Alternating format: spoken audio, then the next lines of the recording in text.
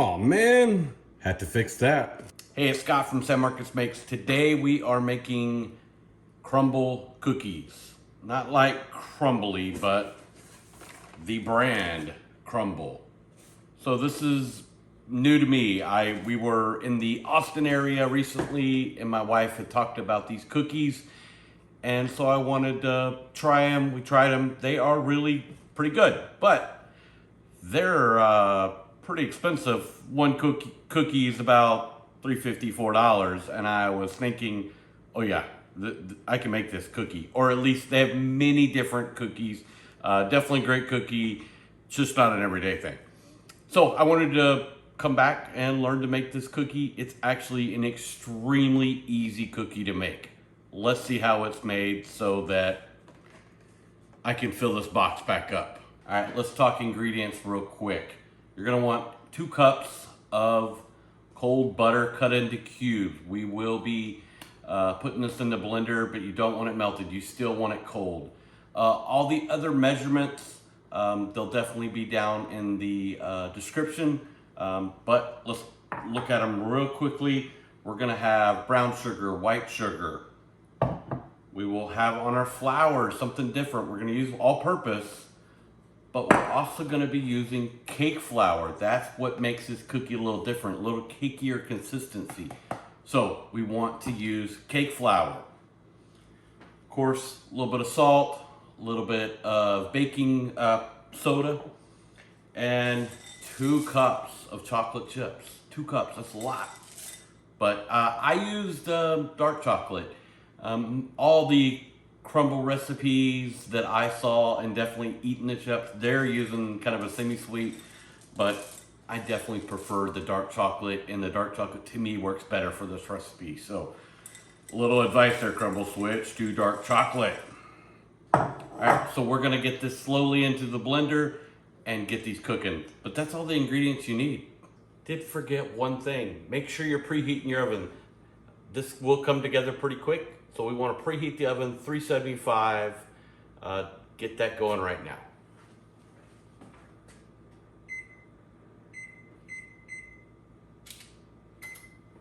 So I'm going to use a stand mixer. You could definitely do this by hand, but it's going to be a little easier. So I put equal 1.5 cups of both brown sugar and white sugar, and you don't have to mix it together, but I'm just gonna real quickly mix these 2 items together, get them into the bowl, all of that in there, and then we're gonna put the butter in there, that cold butter. Get all of that in there, and we're gonna cream it. So we're gonna put this on a higher speed, a little bit slow at first, but then bring it up high speed to a higher speed, and we'll cream this sugar.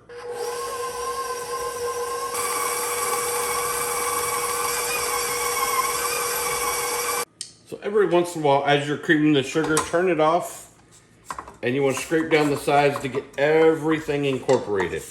So this has only gone about a minute and it's already come together, but we still wanted to let it get a little bit of that air in it. So we'll get back up.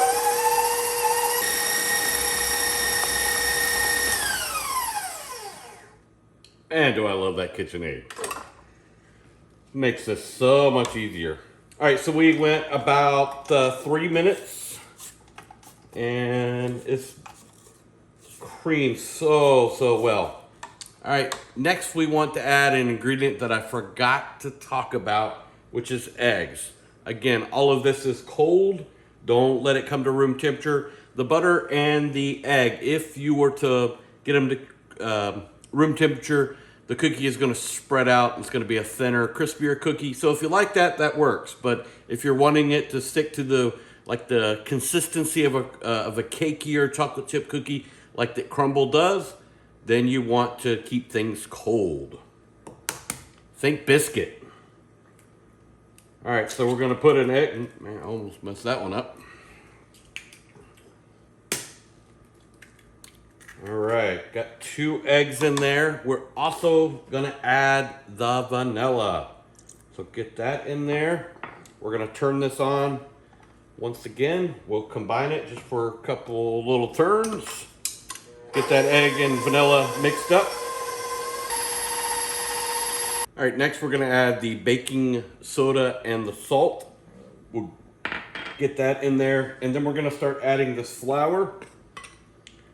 So I'm gonna add a couple scoops, and then I'm gonna turn it on kind of on a light speed, and then we'll continue to incorporate the rest of the flour.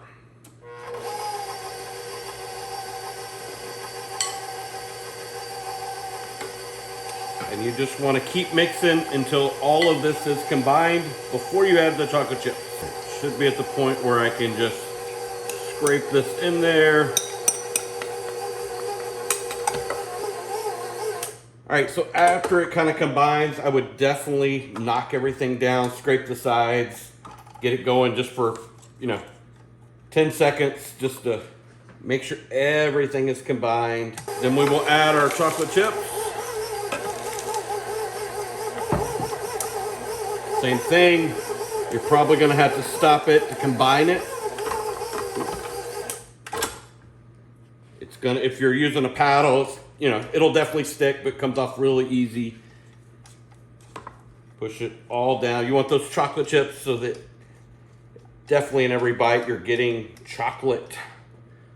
Such an important ingredient. All right, after you got it all combined, if you're using a mixer, you want to get the paddle off, and I will always clean it right on top because I do not want to be missing any of this. But then again, this is where you get some good cookie dough, and that's good. All right, I would do one final check to make sure everything is kind of combined. This is a really thick cookie dough, so you may have to be careful what you may want to switch to a wooden spoon to combine them.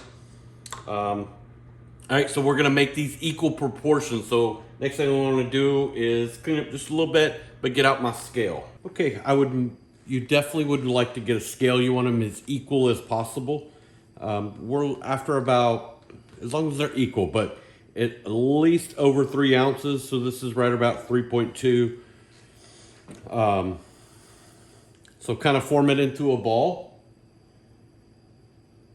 and then you're gonna split it in half,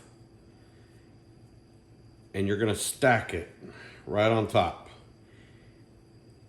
This is gonna give a good flat bottom with a little bit of a crinkle on the top. This should make about 12 cookies, so we will do all of them.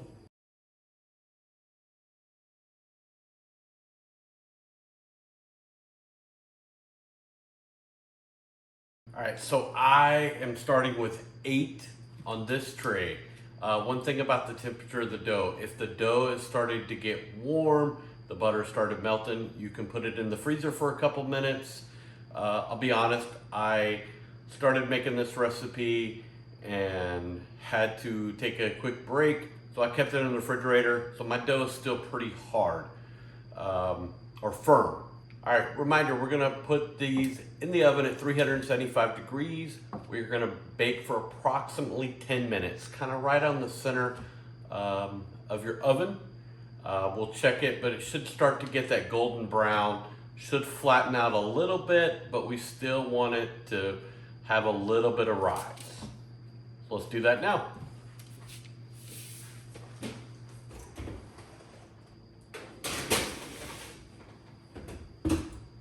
As I'm making my second tray of them, one thing to point out, if you do not have a digital scale, one thing you could definitely do is about 1/3 of a cup scoop. You could use that.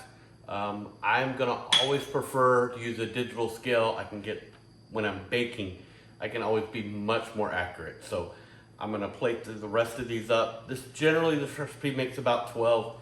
All depending on how big or small you want the cookies. But I've got, I think 7 or 8 in the oven now. So I'm gonna at least try to get 4 more out of this. So you're gonna have a good 12. All right, timer just went off. Let's have a look. Let's see what they look like.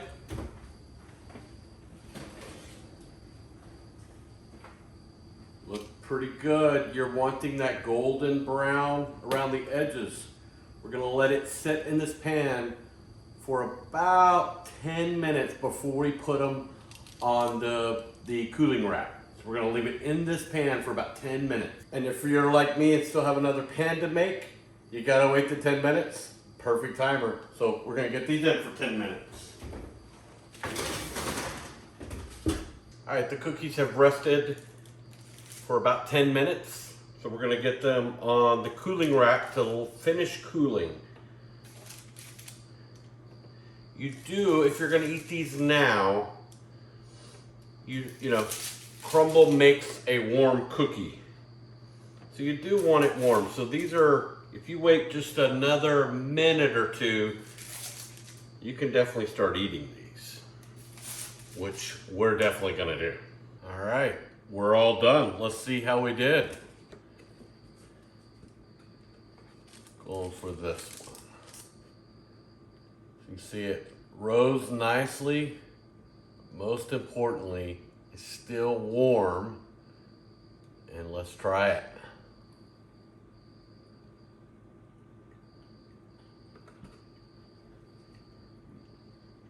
Absolutely nailed it. Going in for a second one.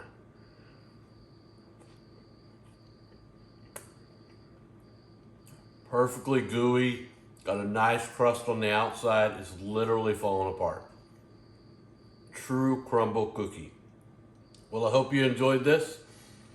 But please, always remember, beans don't go in chili. Okra does not go in gumbo.